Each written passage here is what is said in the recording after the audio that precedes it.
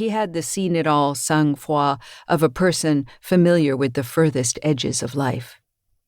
"But if you're in real trouble and you need to signal for a meeting, here's what you do." I hurried into the bedroom and took the red towel from the shelf in the closet.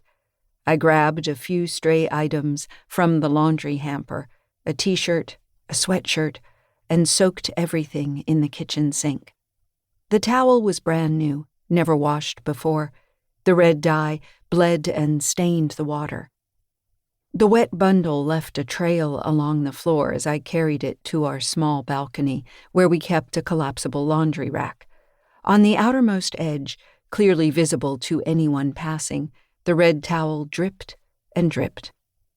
When Ben got home an hour later, his eyes were wide. He had seen the towel. Silently, he nodded toward the balcony. "Why the towel? What happened?"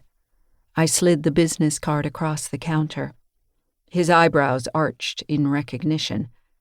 The woman was a journalist from a TV network back in New York.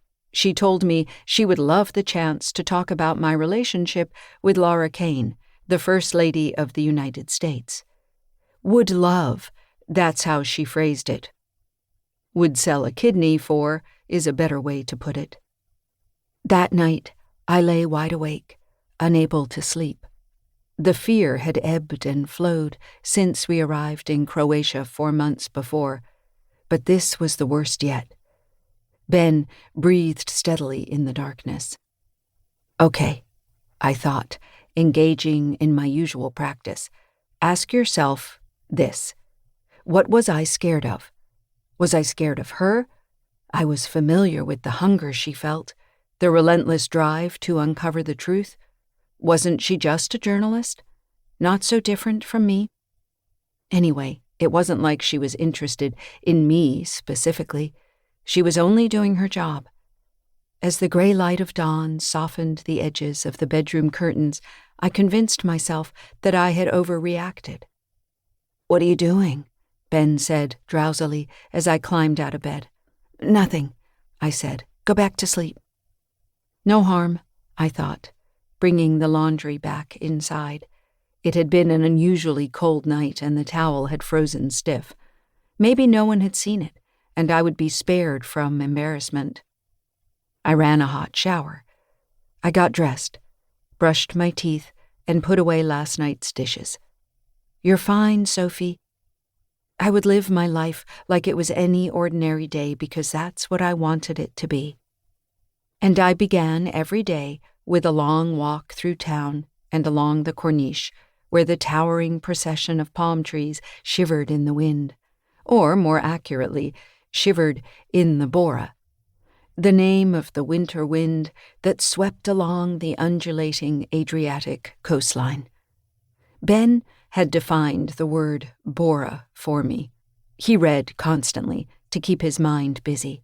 He'd recently read Ernest Shackleton's memoir, which inspired his suggestion that we each establish our own daily routines to maintain our sanity during this strange exile.